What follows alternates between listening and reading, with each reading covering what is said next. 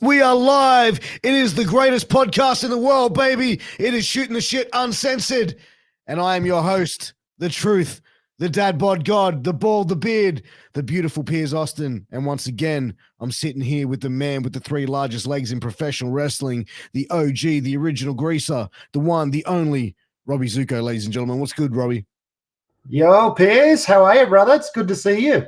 I'm good to see you too, man. It's been we took a week off doing a live podcast last week, man. So I'm feeling good to be back live in front of our live audience as we do, man. But we got a special show on tonight, man. We're paying tribute to a lady who was very special to professional wrestling here in this country, specifically very special in Western Australia. And we have her fiance, Jeremiah Kingsley, who's coming on, who was the fiance of Roxy Ryot, who unfortunately recently passed a couple of weeks back. And Jeremiah wanted to reach out. He wanted to come on the show, talk about Roxy to the wider Australian wrestling community. And I was like, absolutely, let's get this done. And man, here it is tonight, bro. And I'm really pumped for this, man. He's a really cool dude, man. We've been talking for the last 10, 15 minutes, bro. We didn't even realize we went past the scheduled time of going live, which is nuts for us because we're usually pretty spot on, right? I'm sure someone's going to go in the comments going, we're always waiting, whatever. But listen. Before I go into the sponsorship, right, I gotta ask, what's the deal with the headband? Look, this was my daughter bought this for me, right? And she's really into the hippie movement. So she just basically said, Daddy, if you wear this will make me feel better about myself. And I said, great, I'll wear it for you, no matter how bad I look. So, hey, man, that's what we do as dads, bro. Like we just step up and we just do what our kids want us to do, bro. Whatever makes them feel better. But man, it is looking. I dare you to take the piss out of me. I'm not, bro. I'm gonna put it over, bro. I'll put it over. But listen, man, let's get into talking about our sponsor. Our sponsor for tonight's episode is the one, the only, healthvape.com. Rob, this is the most healthy vaping alternative you can find, bro. Like seriously, all these dirty cigarettes. Yeah, man, all these filthy cigarette smokers and cloud chuck vapor people, man, they need to get on healthvape.com, man. Like honestly, it helps restore your energy. It gives you the vital boost you need to get through your day, and it's vitamin infused, dude. It's like vaping a friggin' Red Bull. Hey, where do I get one? Go to healthvape.com, and while you're there, use that promo code MWAPOD to get a 10% discount on your final purchase. And it's that easy. It's that simple. But go and check him out, man. But also, wherever you're tuning in, please make sure to like, share, subscribe, hit the bell to stay notified, all that good shit. If you're tuning in on YouTube, please make sure you do all of that. If you're tuning in on Twitch, hit that follow, hit that subscribe. If you're listening on a podcast platform, please give us a 5-star review. It helps with our analytics, helps us bring more amazing content to more amazing people. But, ladies and gentlemen, talking about amazing content and amazing conversations, I want to get into one right now, and I want to get into one with the one, the only, Jeremiah Kingsley. You ready? Ready! Let's do it, baby. Yeah!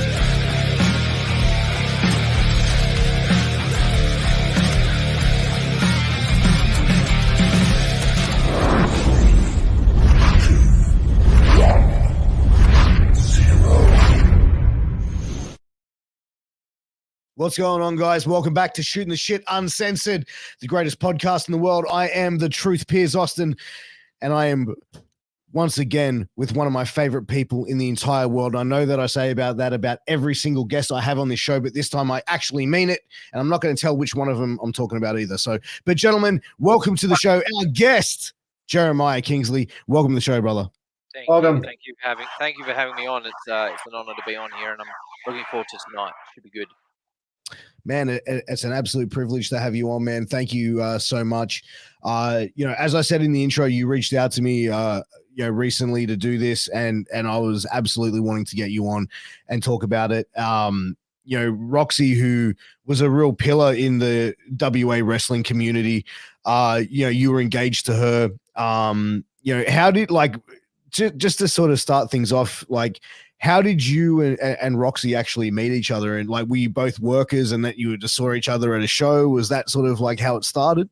Oh, our story actually starts probably 2002. So we're both the same age, and we went to the same high school. Didn't know each other at all. Then we went to our 10-year high school reunion. Still didn't know each other until I rocked up at the SHWA Open Day in 2017, and that's when we met through wrestling. So joined the dots, everything kind of matched up, and we're like, oh yeah, I went to school with you and all that sort of stuff. And then I asked her out on a date. Well, I actually said, let's go for a coffee. And whilst halfway through, whilst we were there, she didn't realize it was a date, so I went and told her, and I said, oh yeah, this is a date. She's like, wait, what? So we hit it off from there. Yeah. Partially have to thank Hannah Rose for bringing us together, I guess. But yeah, she was my soulmate and forever will be. So I always like to say wrestling brought us together and gave us a family, which is why I love it so much. So yeah, little cool story. That is, man. That is. It's crazy that like you guys went to school together, like knew each other, like could have like known each other like all your lives growing up, and then it's like wrestling is the one thing that brought you two together. Like it's we nuts. literally lived 10 minutes away from each other for our whole lives, basically. So and just because her best friend, I saw her at the reunion, and I hung out with her, and she was standing right next to her, and I didn't even see her. I didn't even recognize him. I mean, I was probably about 12 beers deep at that point, but it just bummed me out. We talk about it all the time, about how uncanny it was, the fact that we knew each other, but didn't know each other. There was a guy back at my school who had the same name as me. Literally first and last name. The only difference was a letter in the name, and she knew of that dude and spoke to him, but only heard of me. So it's just really really trippy, and a really cool story to say of how wrestling brought us together. But the other thing I want to point out before I go further is that Sure. that bandana I think is absolutely awesome. The story that you tell was cool, but what's even better is it's purple, and that's Roxy. That's Roxy, 100%. That's fantastic. 100%. So right on point. I love it. It's good. I appreciate that. It's actually nice. There is actually beautiful moments in wrestling, and the story that you're telling us, that's they're the best things to actually bring out, rather than all the negative connotation that we've heard over the past however many podcasts. So it's really nice to hear that from you. So well, I mean, that's just the first story. There's heaps. Hey, yeah, I'm all ears. There's 6 years worth. Especially obviously considering today's our sixth anniversary today, which was pretty fucking rough. I did contemplate this morning actually whether or not I could do this, but then I knew that I was finishing on a high note tonight, and being able to talk about her through my social medias. I was always keeping kayfabe alive, but as soon as this happened, I kind of felt like I wanted to invite everyone in to kind of see how I was doing, like my pain and everything that was going through it. She was a very, very antisocial, very, very shy, very kept to herself type of person, which is funny how she became a wrestler, which is the absolute complete opposite. She suffered heavy mental health issues. But just knowing that I'd be able to talk about it tonight, talk about it, and bits and bobs and other stories that we had through our life together is exciting, and I'm looking forward to talking more tonight. Yeah, man, for real. Like, once you guys, started, both your journey to wrestling together. Like, by the sound of it, was it like, so? Was it around the same time that you guys started training? And is that the sort of like, Yeah, no, so she started 2 years prior. right? She started in 2015, and that's when and she took, I think it was 4 months, it took her with training. She was the only girl there. There was another, a female that was wrestling at the time. I believe you know her as, Michelle K. Hasluck. And, so she was super pumped to know that there was another girl in the ring. Um, Now, Roxy, well, I'll refer to her tonight as Kyla because that's how I know her. She was Lovely very, name. very scared, very nervous, very worried. Michelle was super, super pumped to have another girl in there because she was a heavier set girl. Um, this is like she started watching wrestling in like the end of the Attitude Era into Ruthless Aggression and stuff like that. So Mm, she kind of saw women as like objects and stuff like when it came to wrestling. So when she came in, she was like, "Oh, I don't know if they want me there. You know, I'm a big girl. Like, I don't know if I can do this." But her two trainers that she had, which are my tag partners at this show, Jared Slate, Felix Young, they turned her around. Hello, Ravage. They turned her around and turned her into this. I like to call her the monster because she literally just came in there and just beat the absolute piss out of anyone. She was told not to hold back. She was told just you've got to keep this kayfabe alive. So let's just keep going. Let's just keep smashing on. She had the best clothesline I think I've ever seen from anyone. And as soon as she'd do something, she'd be like, "Oh, was that cool? Was that all right? It was okay." And then she was shocked that everyone was like, "Yeah, yeah, yeah, it's great, it's great. That looked brutal." So yeah, nah, she definitely changed the scope of what women in wrestling are supposed to be. And I was really, really admired her for that, which kind of drew me to her. I first saw her through a promo video for the school. And she was in her full get up, standing in front of the green screen, and she scared the absolute fuck out of me. I was terrified because she just looked so nasty and mean, and like this bad bitch is ready to don't cross her.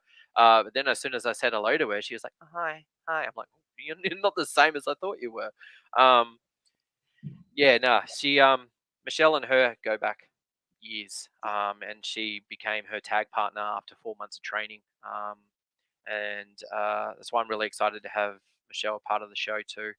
Um, she's yeah, she's been great, and especially through this as well. She's kept in touch with me constantly. We'll go out maybe once a week and catch up, and our kids all together mingling. So it's been really good. So yeah, 2015 is when she started, and then I came along in 2017. By a funny little story. Well, it's not really funny, but uh, so I was 3 months into my training, so I pipped her by 1 month. yeah. Um, and there was an opportunity to come out with Sean Ravage and Roxy Ryot and become the Ravage Foundation.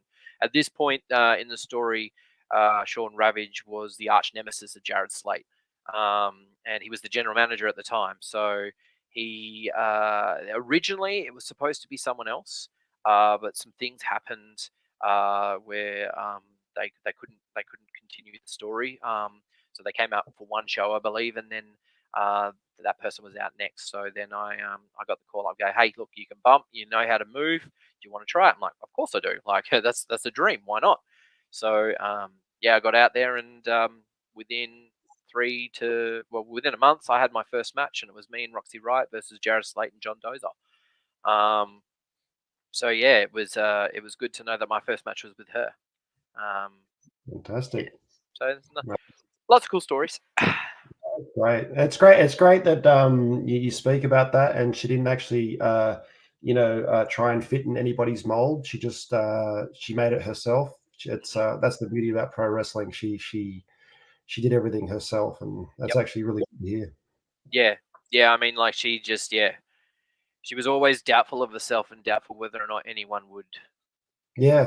Well, you take have a her lot on. of you have a lot of wrestlers, believe it or not, they join it, and people assume that they're extroverts, but there's so many introverts, and the reason why they do it is because they can become somebody else. And Exactly. it And me with a massive ego that I have, like I thought that I was going to be King Dick of the world, and I was going to go in there and I was going to just be like the greatest heel anyone has ever seen. And then they started calling me Bullfrog, and then I started getting really sad at that. But then I kind of, it took me a little bit to understand what wrestling was and how wrestling works. to embrace that. Yeah, exactly. Like bite back, going, I'm not a Bullfrog, and carrying on. It definitely got the fans engaged for sure, and she was always one to make sure that that I knew that I was a bullfrog. We have frogs all around the house now, so she was always a constant reminder for me. And she was just known as the baddest bitch in WA because there wasn't, like I said, there wasn't very many women at the time, and even through her career, there wasn't very many women. There would be girls coming up and trying and giving it their best, but they never. I don't think they never got to that point where Kyla got to. So. That's why I looked at an opportunity whilst everything that's happened in the last 4 weeks has been, catastrophic personally. And I've got this massive hole left inside of me now. I kind of feel like I need to raise awareness for what happened to her, as well as put on an amazing show dedicated to her, just so I can not only give myself that peace of mind knowing that I knew people cared about her, because she never thought anyone did. She always thought that, well, if people cared, where were they? And that all happened after we had our son, which is why we stepped away from wrestling. So putting it on to kind of go a big fuck you, bitch, I told you. But also to just have a kick-ass show dedicated to her that's going to raise a lot of money, raise a lot of awareness, and give the fans the opportunity as well too. Like, I think that's one of the biggest things I don't think she fully grasps was of how much of an impact she made on people, on young girls who had body issues, and she would look out to them and be, playing a villain, but she'd get cheered instead by all these young girls. She's like, oh, I want to be like the Purple Rock chick. I want to be like her. And she was like, oh, okay, righto. But yeah, just to show the that audience decided she was a baby face. Yep. Nah, she was a tweener. She was never babyface. She was a tweener. She couldn't. I mean, actually, no, she was a face at that time. We had our kitchen carnage match, which I'll go into shortly. Because I turned on her and started my own little path. But yeah, she didn't really fully grasp it, but I think she still had a feeling. She's like, okay, I guess I am making some form of an impact.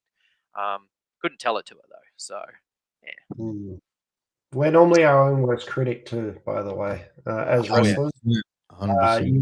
You can get the biggest pat on the back and say, wow, you had a great match, and the only thing you think about is, I don't want to. No, that was terrible, or what you're doing. Every match I've ever had is just like that. Bar two. Yeah, there's just something about it. I'm not too sure what that is. You can tell me what that is, Piers, if you know. Man, I think it's with anyone who is in any type of like performance type of thing, or even like any type of sport. Like I think if you're passionate about something and you're extremely dedicated to something, you're always going to see the slightest faults, even stuff that no one else sees, no matter what you're doing, whether it's, football, wrestling, podcasting, whatever it may be. There's always these little things that you're never going to be satisfied with. Yeah, 100%. And that's why with my 9-month championship reign, I was extremely disappointed with how it all went. I think I only defended it like 3 times, and I always was my own worst critic, thinking that it was, it was horrible. Like, I could have done so much more with it. But in hindsight now, I probably did the best thing I could do as a heel, as a champion. It was that never defend it. And just be that dick that everyone loves to hate and get really mad at, so then they can come to the next show and see whether or not I get my head kicked in.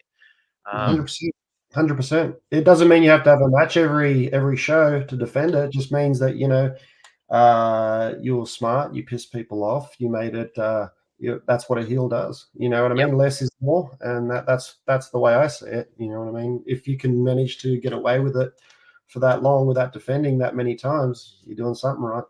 Yep. Yeah, for real. I mean, like that's the ultimate thing is like when you see someone like a heel with a championship and they're not having matches defending the title or whatever, or even if they're just sort of skidding through like each match and they're always retaining, and just by doing like real like cunty antics, you know what I mean? Like it's always. I guess that means I'm Roman Reigns then. Yes. Hey man, well that's kind of how it's been going lately. So That's it. No, that stuff's been good, but yeah. So August 5th, Armadale Arena. That's where I'm holding the venue.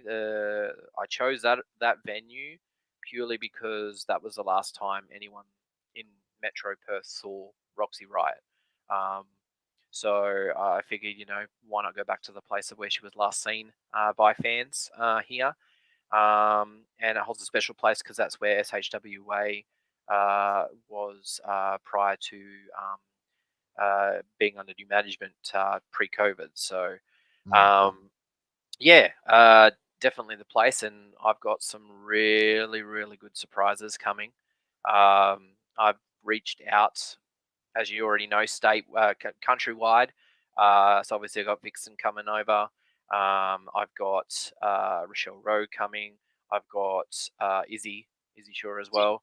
I have another interstater that I won't name. That's a surprise. And that person is probably going to blow the roof off the place, which will be cool. But but I wrote out my card, and I'm like, well, everyone wants to get on this show. How am I going to work this out and have it at a reasonable time? So then I'm not boring everyone to death by the end of it, or at least they're extremely exhausted after intermission. So what do? I just end up booking a 30-person rumble with about probably 40 people actually involved in that rumble, and then 6 or 7 other matches at the same time. Like, what the hell am I doing? This is going to be like a 3-hour show. It's going to kill people. But yeah, just the matches that I got so far. Like, there's one that's coming out that hasn't been announced yet that will appeal to the wrestling fan. I've tried to because I've never run my own show. I've always dreamed of doing it. I've always dreamed of being a booker. I love stories, and I love being able to create them as well. I put it together. I reached out to Southern Territory Wrestling, who have been really, really great and phenomenal in support. Great promotion. So far. Yep. I'm actually going to be working with them soon behind the lens, which is going to be good, and who knows what happens from there.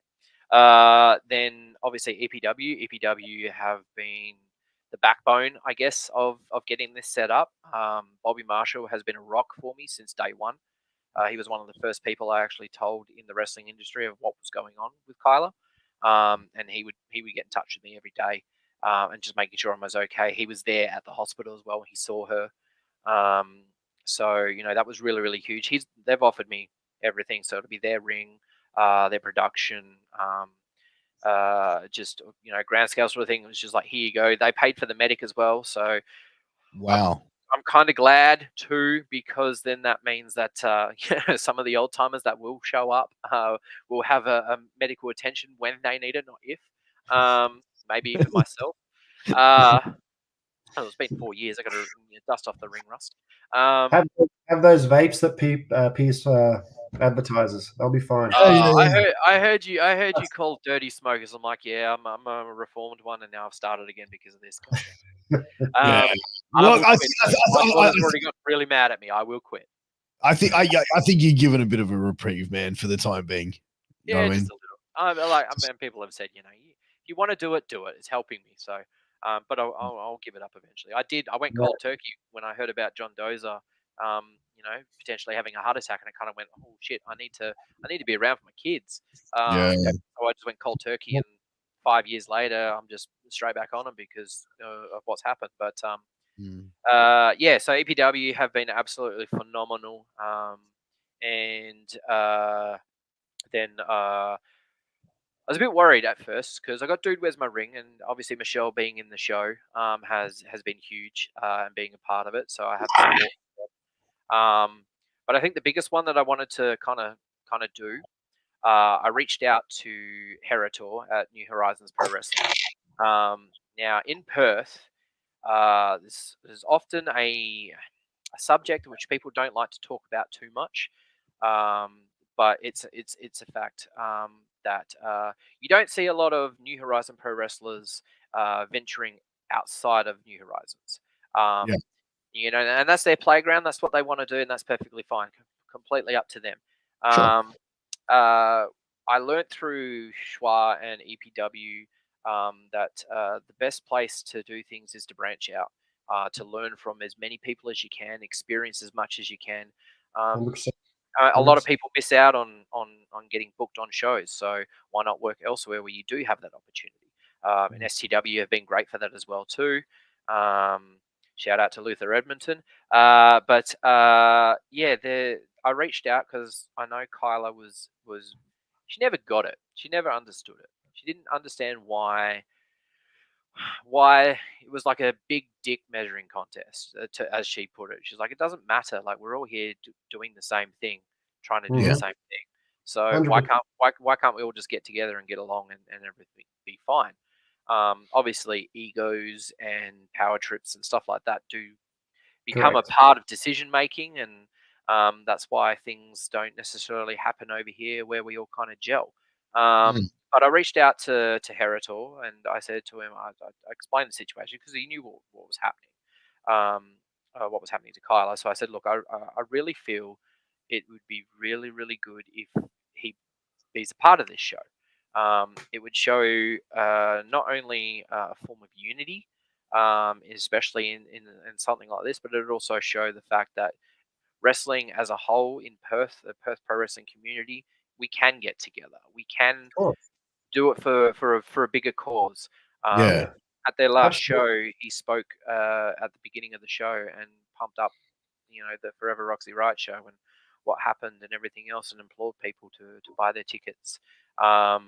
So that's overawed me a little because I didn't expect that sort of Yeah, that's response. big. I was kind of predicting that I'd be met with maybe a no, but Heritor has been really, really nice and really accommodating in that regard. I also have Michael Lee, their ring announcer, a part of the show too. So he'll be there on the night with the He's a former good Schwa. dude. Yeah. He came to her memorial as well. We had about 150 people show up to her memorial, which was great. And he was a part of that. And then he had to scoot off to the NH show that was on the same night. So it was really, really good that he took the time out to come out and be there for that, and then go to his other prior commitments as well. So it just shows me that when it comes to it, like, WA wrestling can get together, and we can do things for the better. And this is definitely an opportunity where we can show that unity. The thing I'm excited about is the fact that I have cameras on the night, so I've organised the full production. I have a big blow up 10-foot bloody projector screen, and these guys that are doing the filming for me, it'll be on YouTube. I'll be able to put the whole show out on YouTube, put the donations in, or the donate to Meningitis Centre Australia, or donate to the GoFundMe if people prefer, and just literally we can relive it for years to come. I'm hoping it'll be a yearly thing where we can all get together and just put on a show just for a cause. It doesn't have to be anything. It could be something other than meningitis, just something that's worthy of being able to put something together. So that's what I'm kind of aiming to do right now. Ticket sales have been pretty good, actually. I've been told for the first week the number that I had was pretty damn good. Perthians like to leave things to the last minute. So a lot of them will, I think, the week of the show, I'll see my ticket sales just skyrocket. So, yeah, it's been really, really good. I've got a raffle on the night as well too. I've been donated a Perth Glory soccer ball signed by the team. I'll have little stickers and all sorts of Roxy stuff and merch that'll be there on the night too. So yeah, I'm really looking forward to it. And I've got some doozies of matches as well. I kind of want to reveal one that hasn't been announced yet. Well, let's do it. Let's do it here. Let's do it live. Let's do it live on the show. All right. What? So for the wrestling, because this was the wrestling match of the show, because obviously I've got myself and the Pulse versus Michelle K has like Izzy Shaw, who's probably going to be changing her name, but I'll tell you that in a minute. And Vixen. We're in a no DQ match. Obviously, being a family-friendly show, no alcohol sales, because I can't be asked getting a bloody liquor license for the night. There'd be like tables, chairs, kendo sticks, and Lego. So that should be fun. Lego, of course. I'm not taking that bump. Hell no. That's a Felix and Michelle thing. But the wrestling side of things, because obviously I've got the 30-person Roxy Riot Rumble, Sure. and I've got some big surprises coming out from that. I've got people coming out of retirement for it, just for the one night only. So, but the wrestling match that I wanted to portray, which I think I'm actually announcing it next week, but I'll say something now, and if people get wind of it, then that's fine. So I've got the Fremantle Alpha, Taylor King, a week out before his big cage match against the Don at Hell or High Water for EBW. He's taking on the world beater Damian Slater. Whoa. And he will be accompanied by Amber as well too. So Hey. the three of them have donated their time towards the show.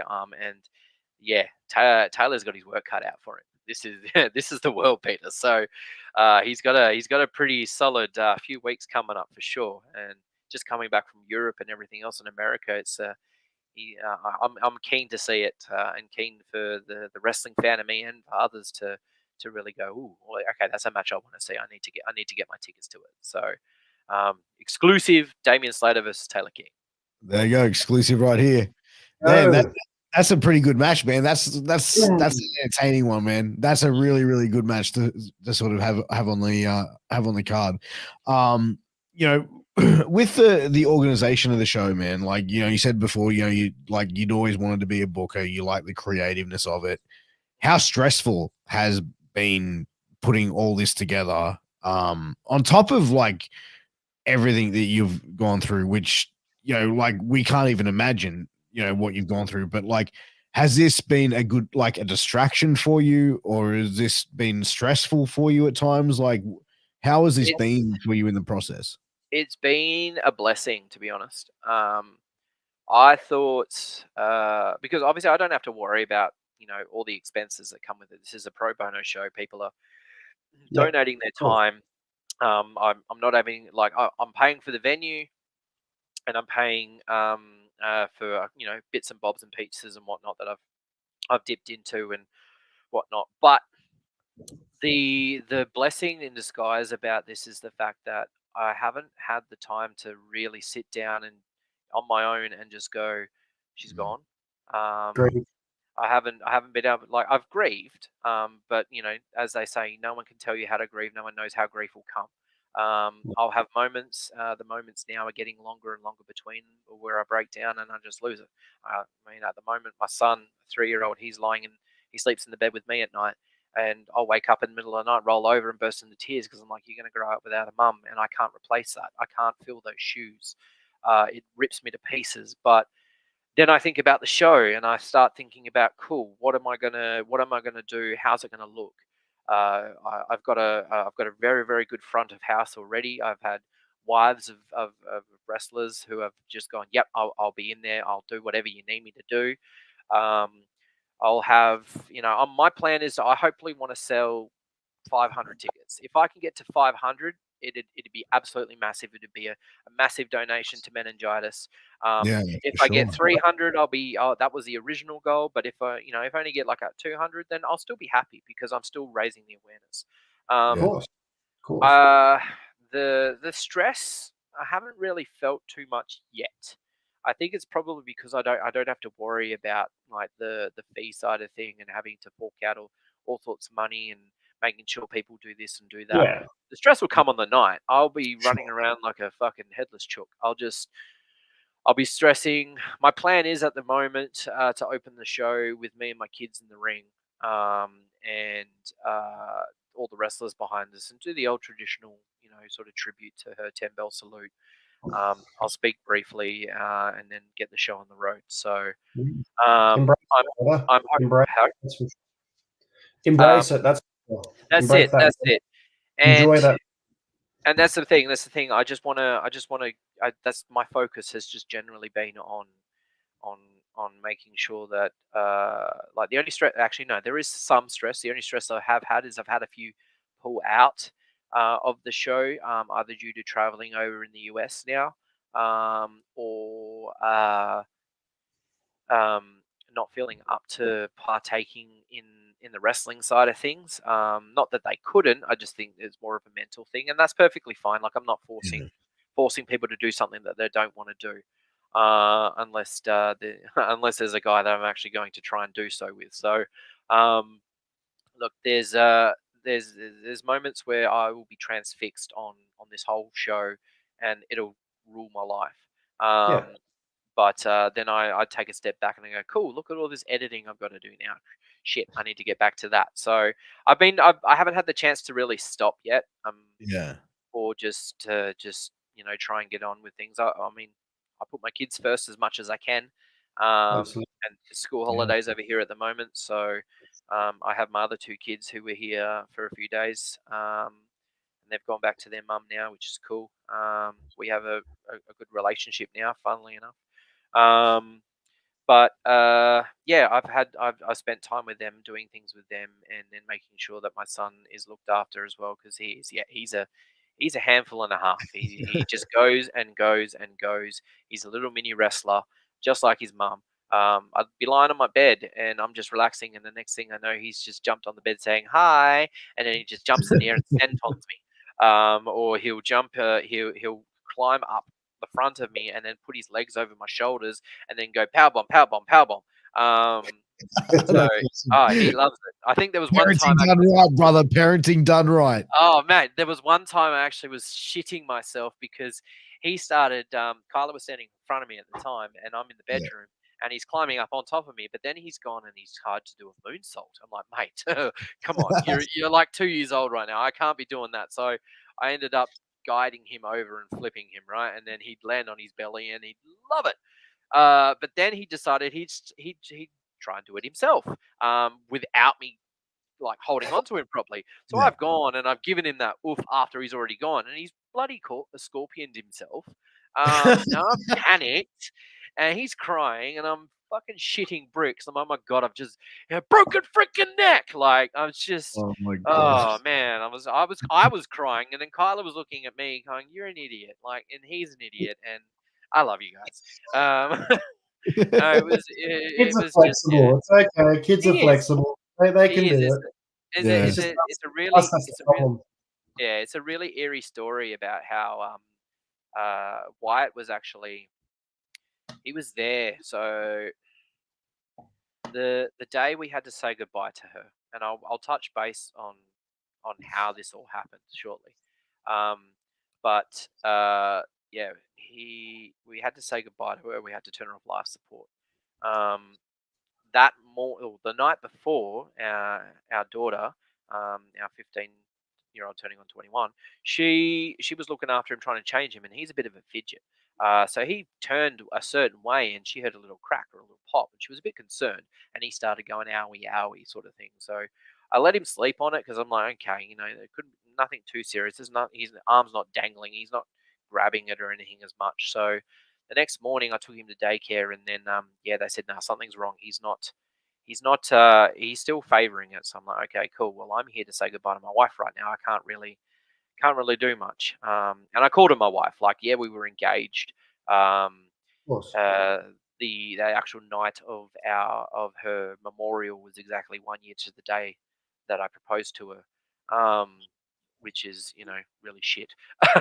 But yeah, Wyatt was taken to the same hospital that she was in the day she died, and he was there almost the same time.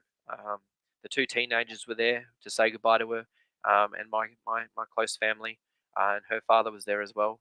Her mother died when she was 19, so yeah, she found it really, really tough. I just I have a little bit of solace knowing the fact that she's up there with her mum now, and with our dog that passed too. So the dog's probably humping the shit out of her leg as well, but that's another story.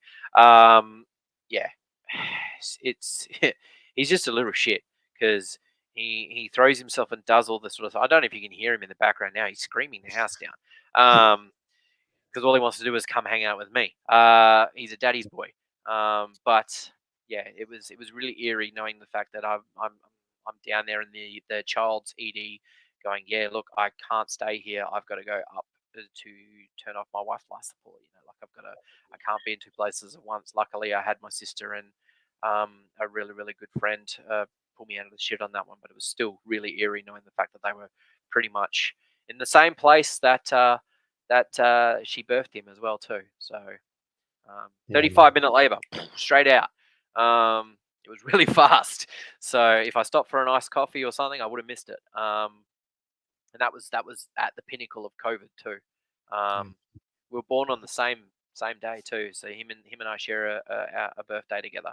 Hey. Which is really cool. That's why I got the wired on me with the old WWE. Like, there you go. That's forever onto me. Yeah. So tell us about it. Tell us the best qualities about Kyla. Okay. Tell me what you believe the best qualities are about her. She had a heart of gold. Like, when you hear the cliche all the time that they have a heart of gold, but she would go above and beyond to put her children first. She would sacrifice having to go to a training session or go to the shops and just go buy something for herself because she'd end up buying stuff for the kids.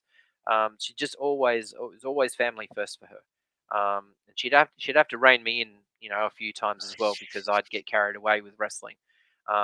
She kind of ended up growing a little resentment towards it because I was literally, that's all I would be doing. But she was a master sewer. She made all sorts of keychains and she made baby bibs, wheat bags. She was always really shy about selling them though because she didn't think anyone would buy them. Like, well, if you don't put them out there, no one's going to buy them. But yeah, she was really really good at that. I think the best thing that she was ever able to do was to, I'd say, put a little lead on me and rein me in. Because early on in our relationship, I was a bit of a philanderer. I was a bit of still living the single life. But she turned me into a better person, a better man, a better father, and like I could never thank her enough for that. So yeah, she would do anything she possibly could. She was always, whenever she was asked to do something, wrestling wise, she would do it. She would go, okay, cool, that's what you want me to do, I'll do that. She was extremely shy, extremely stubborn, very resentful. But she had the heart of gold that I would imagine what a heart of gold would look like. It was her. It was all gold and purple. That's awesome, man.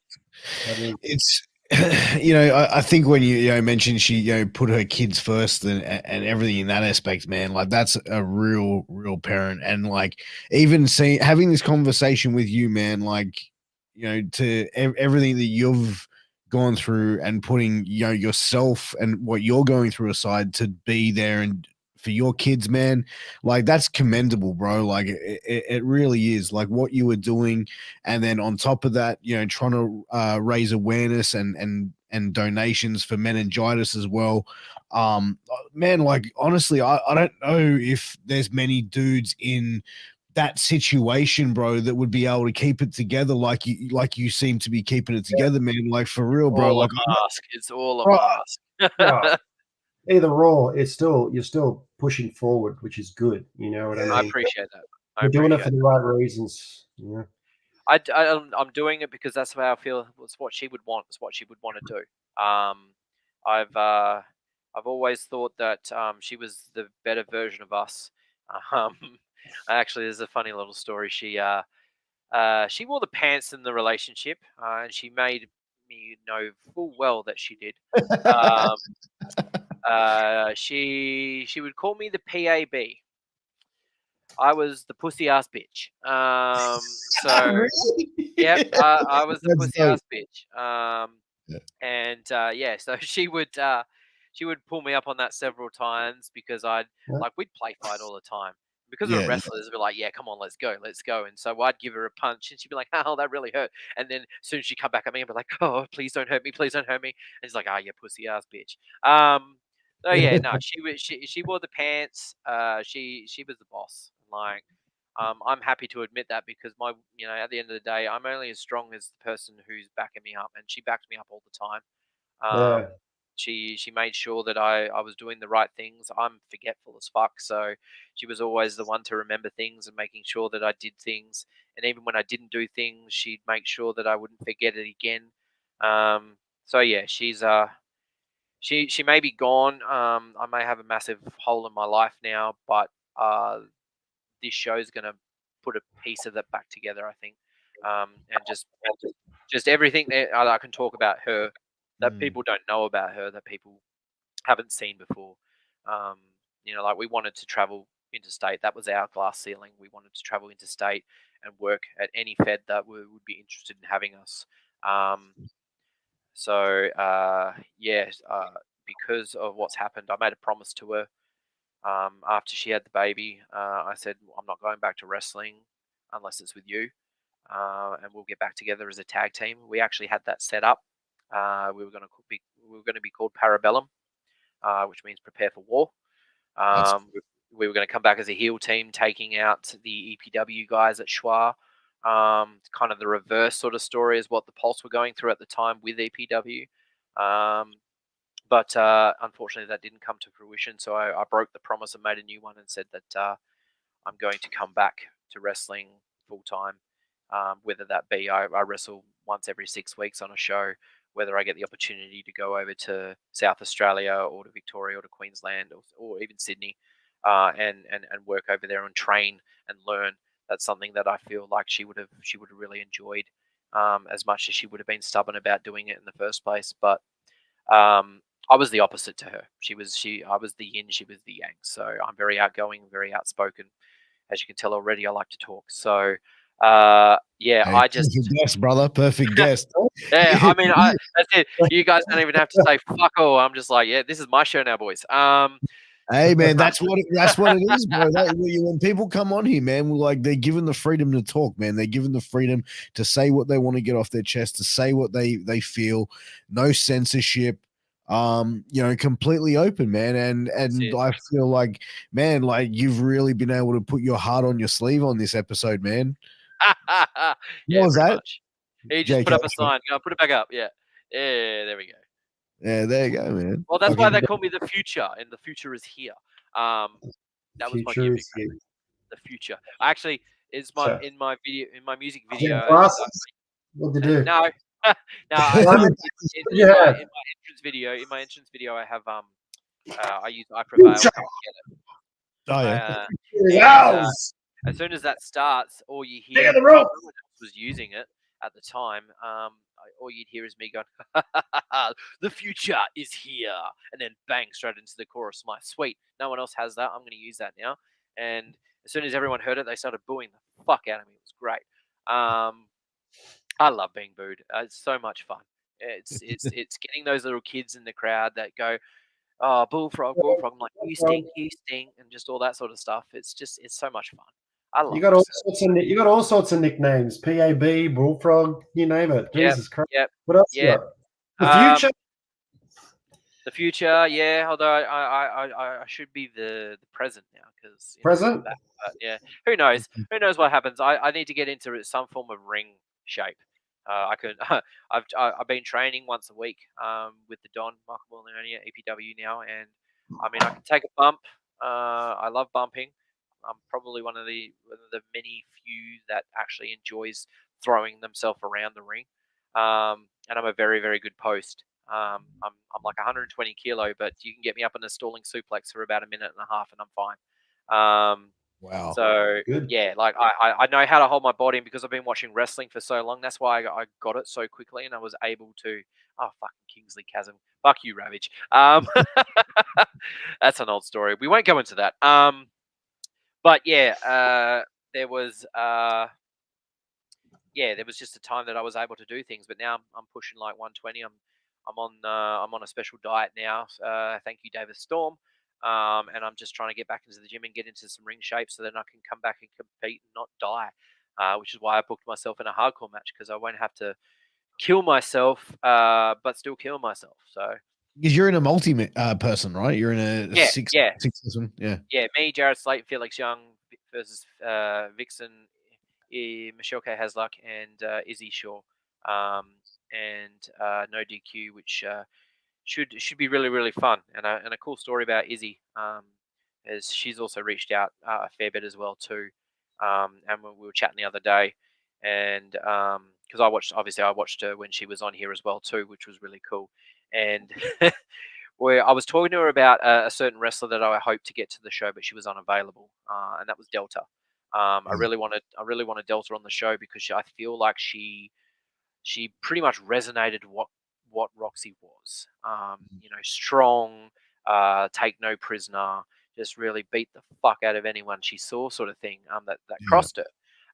Unfortunately, obviously, not unfortunately for her, she's got Conquest too, and that's pretty important anyway. So, I was talking to her about that, and then she found an old Roxy shirt that she had on, and she was like, you know what, I'm gonna hit the gym, and I'm gonna get as big as Delta. Like, I'm gonna be mass, I'm gonna be huge. And then I had a giggle and I said, well, we're changing your name now, so it's not Izzy Shaw, you're now Izzy Swole. Izzy Swole is the goal. So she's like, yeah, Izzy Swole. So I'm gonna make some merch and sell that on the night. I reckon she'd love it. No, that's cool, man. Like, it seems like the show itself, you've got a lot of great performers that are sort of donating their time, man. I'm actually kind of man, if it was in Sydney, I definitely I think myself and Rob would have donated our time for the show, as well as many other of the people on the Sydney circuit as well. Just basically just from hearing about Roxy and how she impacted that local WA scene. Yeah, and that's the thing. I feel like she never got the understanding that she was bigger than WA. Like, I knew that she knew that her name was known over East, but not to the point of where she wanted it to be. But she was just always doubtful of herself. So, she really wanted to wrestle Vixen.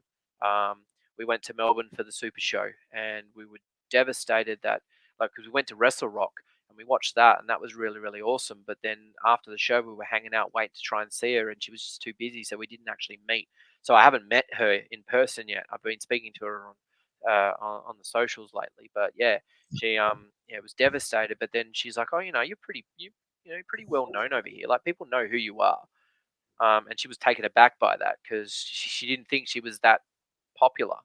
And I'm like, well, I mean, when they're only wanting to book you and not me, of course you're well known. So I was always her biggest supporter, and she hated the fact that I would always just, blow shit out of proportion just to make her sound better than she was.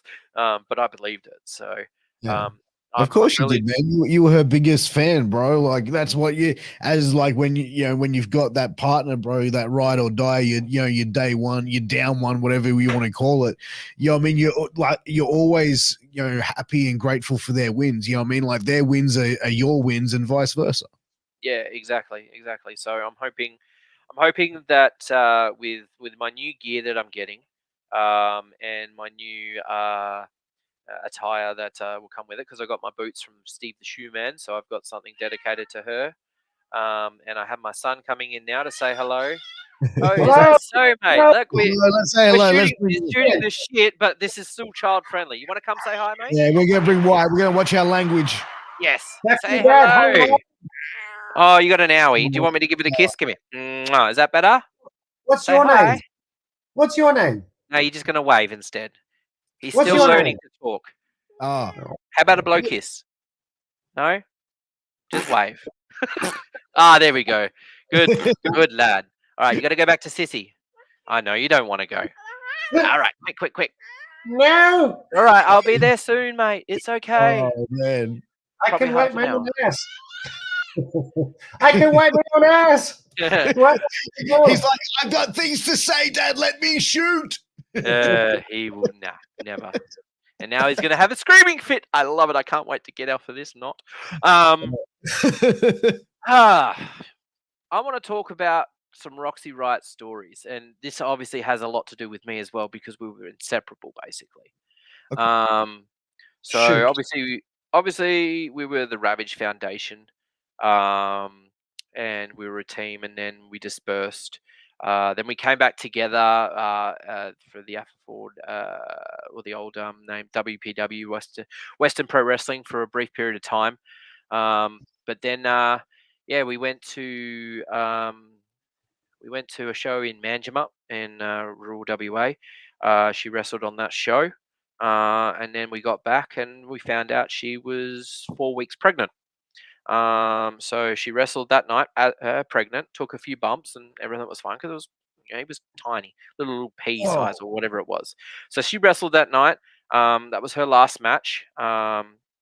She always, it ate at her because she as much as she liked her opponent, she wanted a better finish if she was going to finish up. So yeah, she was 4 weeks pregnant at the time, and the Booker man at the time, running Schwa, was really angry at me, but like happy sort of angry, because he's like, oh fuck, you've just ruined my bookings for the next 6 months because you got her up the duff. Like, can you not have used protection? Come on, man. And I was champion at the time. At least waited for 6 months. Yeah, he got me back though, because he told me I was losing the belt, and then I'm gonna have a break, and I'm like, god damn it. And then that break ended up being the last time I wrestled, because the company was then sold from there. So yeah, we had some pretty good times. We had some pretty shit times as well. Especially, I think there was the biggest thing that she hated, the fact that if you're not in wrestling, then you don't really have a lot of friends. You're associates with people in wrestling, and you can go hang out because that's what everyone's doing. But as soon as you get that disconnect, because as soon as we had Wyatt, it was literally like, cool, we've had the baby. Everyone said their congratulations, but we lost contact with people. If no one would reach out to us, or we'd be at the show, and because I'm the social one, I would go up and say hello to everyone and like shake your hand there, hello, hello, hello. She'd stand back and wait for people to come to her, because she's like, oh, they don't talk to me. Why would I go up to them? So she'd have a few people go up to her and say hello and stuff like that. But she that's why she ended up starting to resent it, because she was always brought up on that whole, if you're going to go to a wrestling show and you're a part of the wrestling community, then if you arrive, you go to that person and you shake that person's hand, and that's a sign of respect and whatnot. And then if you leave, you say goodbye and you shake that person's hand again. She started to do that at first, but then not many people took much knowledge of her, so she kind of faded away from that. When you The say not biggest many people took knowledge of that, like, you mean people didn't like shake her hand, or Yeah, people weren't? I think they just saw her as Kingsley's missus by that point. Just purely because, I mean, she was doing all the social side of things for the SHWA for a while there. As soon as COVID hit, I became the head editor for Explosive Pro Wrestling. So all their promos, or majority of their promos, all of their video edits that go out on Vimeo and on YouTube, that's all me. So I've been pretty proud with that. But she was doing the social side of things, and because I was doing that, everyone would reach out to me going, "Have you got my match? Can I watch my match yet? Can I see my match?" And I would tell them to shut the fuck up. I'll get it to you when I get it to you. I'm generally pretty good. I will literally the night after, I'll get the hard cam up and like, there you go, there's your match. Watch it back. You can see the edited stuff and share it later once I've done it. But she was just more of like, oh, I'm kind of invisible. So she stood back and just sat front row, but didn't really enjoy herself by the end of it. So, and I think one thing that really kind of sticks out, and I know I said to you before the show that I was going to talk about this, is I wanted to talk about a certain person that had kind of ruined it for her, I feel. I'm not going to talk bad too much about this person, because this person, I was going to reach out to this person because they were doing quite well for themselves over East. I wanted to kind of put everything to bed and just, we had a good friendship. And then shit went really bad over here in Perth. So, yeah, The person I'm going to speak about is York, who people will obviously know most recently, being blacklisted. So York, he came over to Perth and started wrestling for New Horizons, and then he came over to SHWA. And me and Kyla, we formed a really, really close bond friendship with him. We would hang out pretty much every week Yeah. and just do stuff together, and um, kids all together, all that sort of thing. We got wrestling. We enjoyed watching wrestling together and all that sort of stuff. But the infamous Kalgoorlie trip will forever probably have ruined what wrestling was for her. So she was 5 months pregnant. We were on the bones of our ass. I was a travel agent before COVID hit. So as soon as COVID hit, I lost my career. So I've been on job seeker. So we had little to no money whatsoever. So at that point, she wasn't receiving any child support from hers, and I'd been able to give any to mine. So we were kind of like in limbo, like on the bones of our ass. But we still had to get to the show because I was the heavyweight champion, and I needed to be there. And she was going to be on the, behind the phone, just like recording and everything else.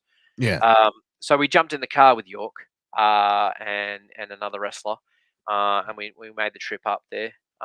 Some of the things that were said were a little bit inappropriate towards females that won't ever be repeated by me. But at that point, it just came across as it's just like, oh, he's joking, it's fine.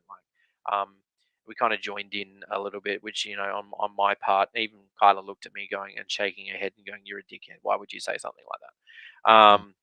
So, I'm not innocent in all of this either. But we got to Kalgoorlie, and, we were really, really excited.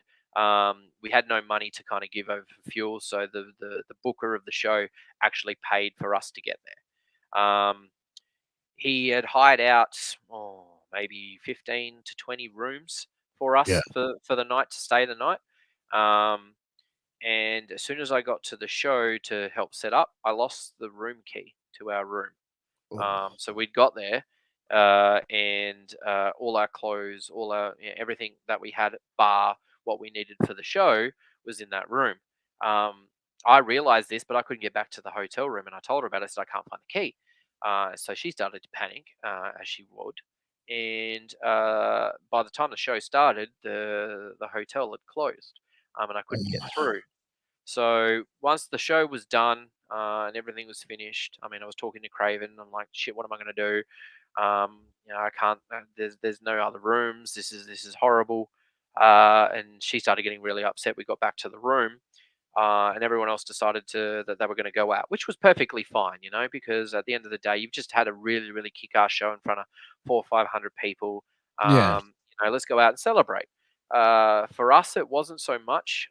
We were sweaty because it was fucking hot in Kalgoorlie.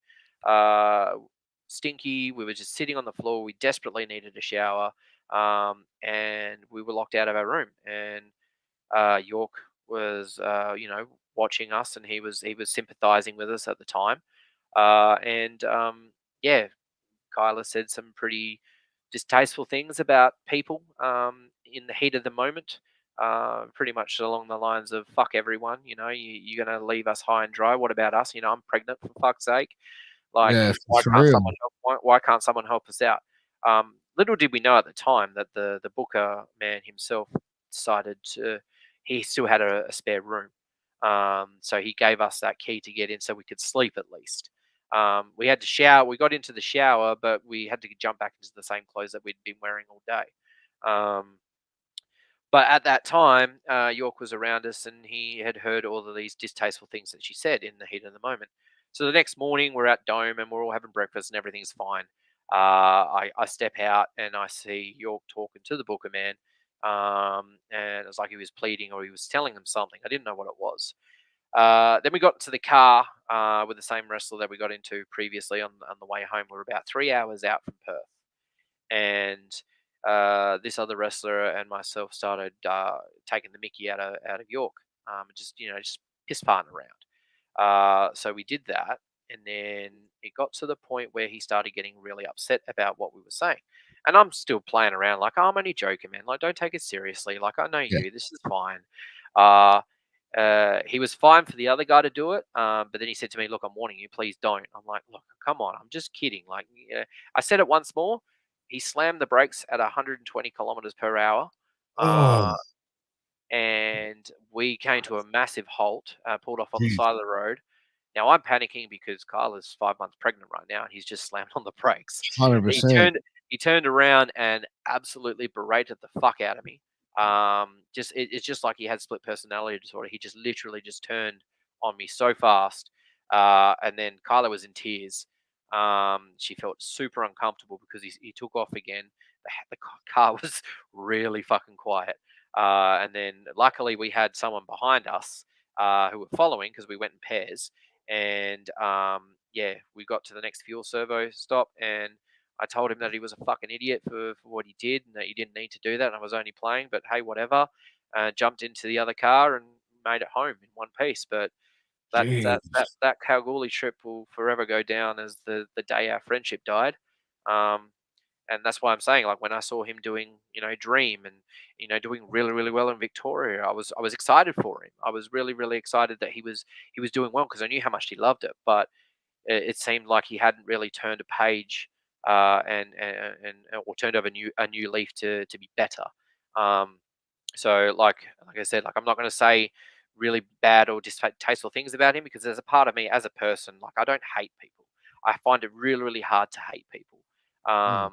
So like I admired him as the wrestler, but as a person, I just felt like, yeah, it turned out really sour, and it seemed like it to be a trait for him as well too. Um, so yeah, the whilst it was pretty dark and a really uncomfortable time, I think that was the pivotal point for Kyla, for Roxy, that it was like, yeah, look, this might not be where I want to be anymore. Yeah.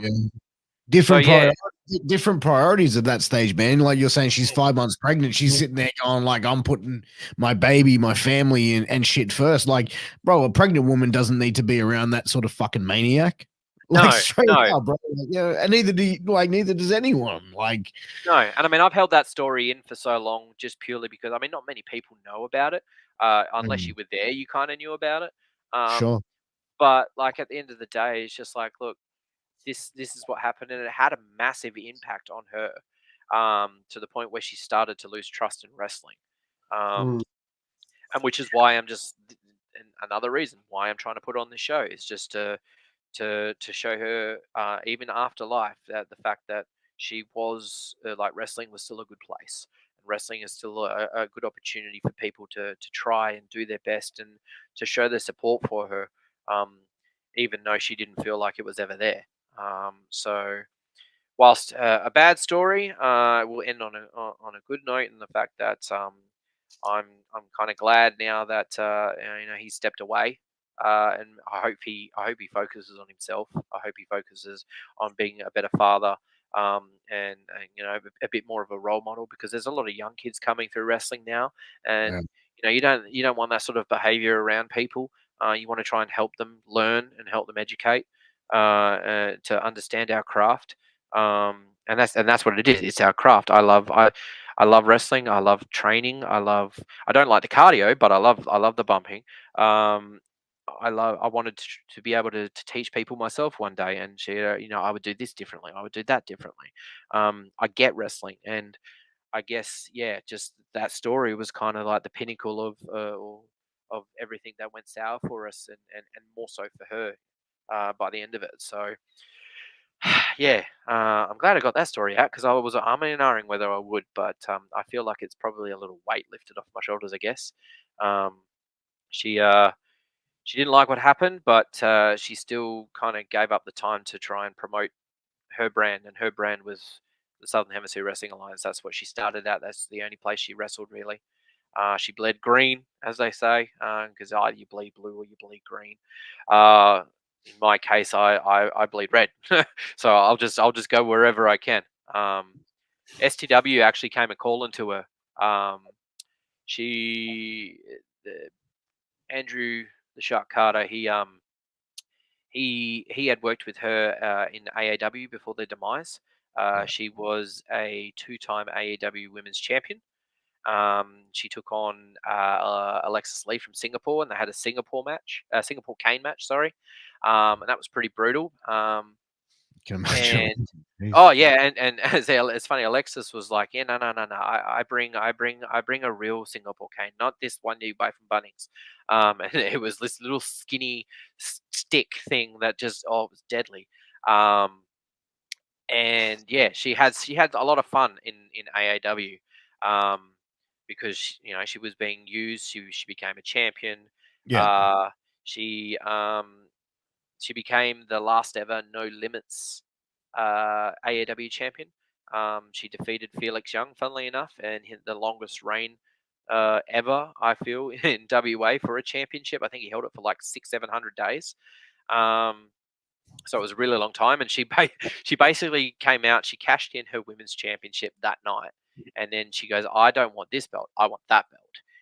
And he's like, "Look, I've just wrestled Ricky South. Like, I don't feel like this is gonna happen tonight. Maybe next month." He goes, "Oh, what? Unless you're chicken." And then Felix turns around and he goes, "Referee, ring the bell." And she ends up beating him, hitting him with the chair, and hitting her patented leg drop off the second rope for the 1-2-3, and became the champ. Which was really cool. But then Shark had a lot of time for her, I feel. So him and Luther Edmonton reached out to us, also her, which was cool. And I was more excited for the fact that their plan originally, and I feel like I can say this now, I might get in trouble, but I don't care. I'm a widow, leave me alone. It was she was going to be the henchman or henchwoman or bodyguard of Kellyanne. Oh, That was the story potentially going in, that Kellyanne was going to win the championship, and then she was going to be the brute force behind her. Obviously, Kellyanne retired, and that kind of messed that story up a little bit, but they kept in contact and they said, "Look, we have some ideas. We want you to do this. We want you to do that. But what we need to see is you wrestling, or at least being at the shows." And because of the kids and how young they were, and not having very much family to kind of help us out, we couldn't really just leave the kids at someone's house and get them of babysat. course. So we ended up missing out on all of these little bits and opportunities and stuff like that.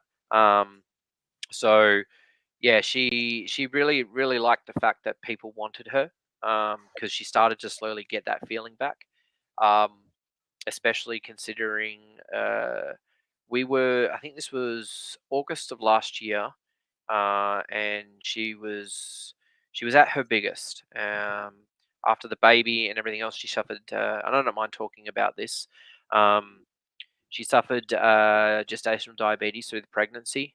Then she developed hypertension after he was born.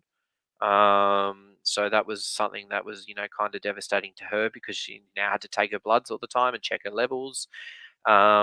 And then, yeah, I was bad because all I would do was eat. I was just eating because that was my coping mechanism for everything. I just eat and eat and eat and eat. I'd go to McDonald's and order 2 double quarter pounders with an extra meat patty and smash them down in 20 minutes. Like, she would then eat as well. So it was kind of, uh, I blame myself a little bit for how much she got to.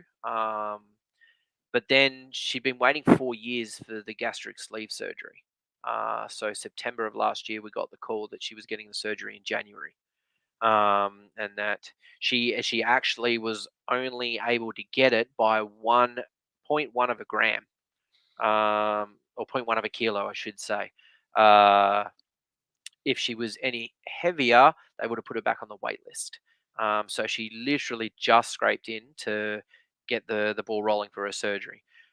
She had the surgery, and at that pinnacle time, she was sorry, honey, she was 162.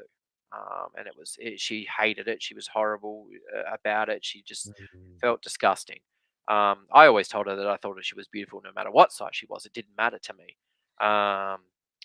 But yeah, so she had the surgery in January. She was on the weight loss drinks and all that sort of stuff, on the shakes.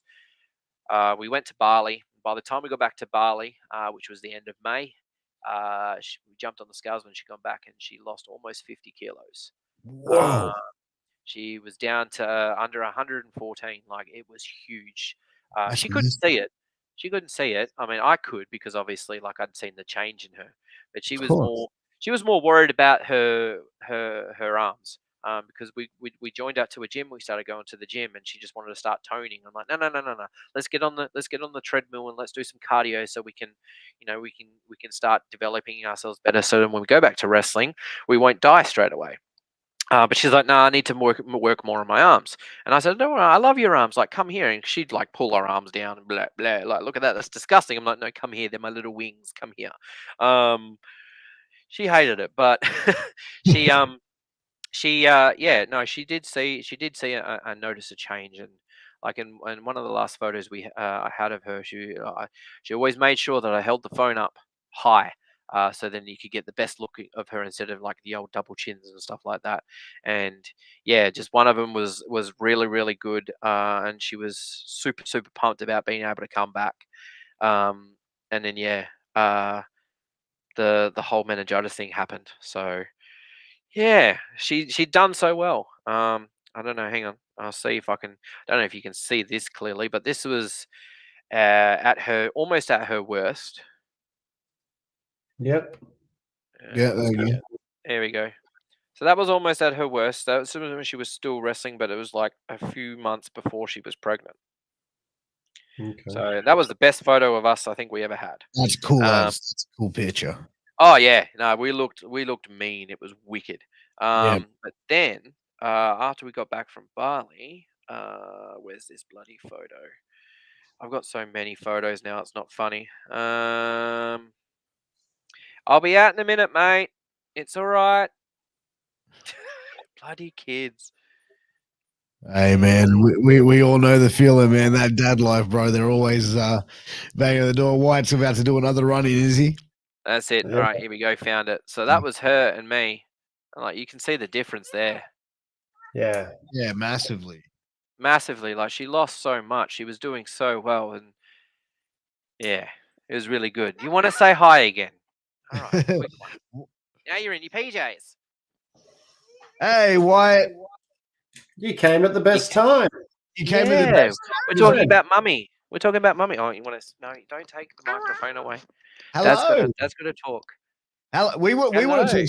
We're going to interview Wyatt now. I think maybe in a couple years. Maybe he gets a little bit older. Maybe a few more years. Maybe a few more years. Look at this hair. Like, this hair is ridiculously long. It's beautiful. That's beautiful, man. Look at those locks. But man, look, yeah, we do want to be respectful of your time, especially Wyatt's time there as well, because he wants a bit of dad time. Jeremiah, bro. Before we start wrapping up, man, where can everyone get tickets to this show? If people are traveling interstate and they want to fly in to watch the show, is there packages and stuff like that people can look into? Yeah, so at the moment, all the tickets are on Eventbrite. You literally just search Forever Roxy Ryot. They're $25 a ticket, plus whatever Eventbrite are charging as well. So every ticket I sell will go directly to Meningitis Centre Australia. That's pretty much the only place at the moment now where I have it. I probably will be doing door sales, but once the show's done, I will definitely be putting the whole show fully edited onto YouTube. I have a full commentary team. So I've got the mouth, Dean Olsen, a part of it as well too. So it'll be a three-man commentary team, which would be really cool. So that'll be on YouTube. I'll have links to Meningitis Centre Australia and their donation line. I'll have links to the GoFundMe. If anyone wants to help us out, like Kyla and I, we were too proud to always ask for anyone's help. The donations that have been made so far have been absolutely phenomenal. So, I mean, if anyone still wants to help us out, eternally grateful for it. Can you send me those links? And what I'm going to do, I'm going to put them in the description of this video, and also and all the audio. So I'll put that up once we get this episode uploaded, and I'll also post that on my social media as well. I think I've already sent you the link for the GoFundMe page. No, not the GoFundMe page. The show. I'll just try and find the GoFundMe page. Oh, good. and- We can get into that, man. But where can everyone find you on social media? And is this show going to be streamed live, or is it going to be uploaded after? Yeah, it'll be uploaded. It has to be uploaded. Just purely because I don't have the goods for the streaming services. But you can find me on the Jeremiah Kingsley on Instagram. I'm generally on Facebook all the time. That's literally my domain is Facebook. That's where I post mostly everything. Search Forever Roxy as well. There's a Facebook page dedicated to her. Anything that's posted on that, I will be posting on my Jeremiah Kingsley page on Instagram. I'm pretty active on that one now. I do have Twitter. I rarely use it. I don't know how it all works, but I do have it. So yeah, I think that's the J Kingsley Future, or at J Kingsley Future. Yeah, that's my. Oh, there goes the lights. Thanks, buddy. Can you stop for a minute? I'm almost done. There we go.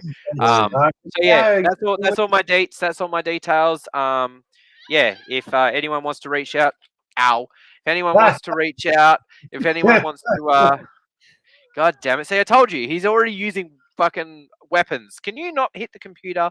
We're about to have a cage match in a minute, like a weapons match in the Kingsley household. Mate, this boy's about to go through 5 tables, I swear. But we're going to wrap it up right now. This is Shooting the Shit Uncensored, the greatest podcast in the world. I am the Truth, Piers Austin, once again with the man with the 3 largest legs in professional wrestling. I had to make sure that was actually appropriate to say in front of the young one. But Jeremiah Kingsley, thank you so much for joining us this episode. Thank you for sharing stories about your beautiful lady Kyla, aka Roxy Ryot. It's been an absolute pleasure having you on. And man, we're gonna do a part 2 down the line, and talk about much more things, bro. So man, thank you so much.